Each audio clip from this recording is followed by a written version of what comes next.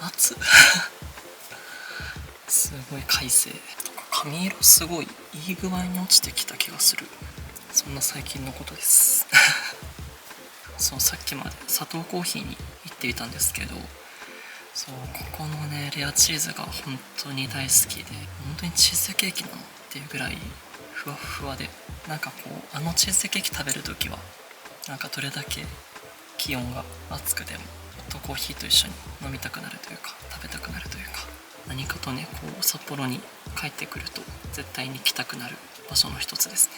そう、友人を連れてきたりすることも多かったカフェの一つだったりもするんですけど、そう、砂糖コーヒーに入った瞬間のコーヒーの香りが広がっている感じというか、なんかこう冬に来た時より感じるんですけど、なんだろう、焙煎された後のというか、なんかこうあったかい香りが札幌に帰ってきたなっていう感じがする場所なんですよね。行く時は結構秋冬が好きだったりするんですけど、やっぱりあのチーズケーキを定期的に食べたくなるので、そう久しぶりに来ることができてちょっと嬉しかったですそうちょっとせっかくね快晴なのでどうしようかなと思っていたんですけど、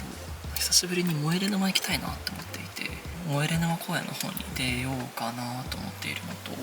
その前にねちょっと一軒カフェを挟むか直接行くかっていうのを若干迷ってはいるんですけど、時間はねまだゆっくりあるのでドライブでもしながら散策でもしようかな。なんかこう一人時間ってすごいセルフケアになるよね。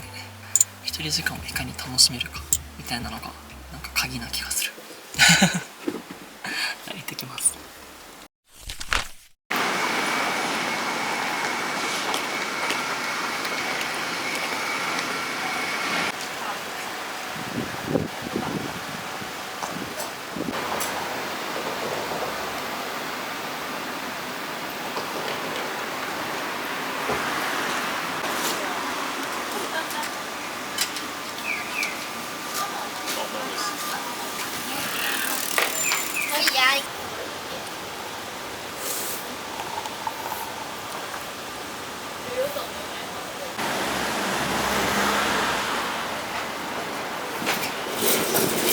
懐かしい味がする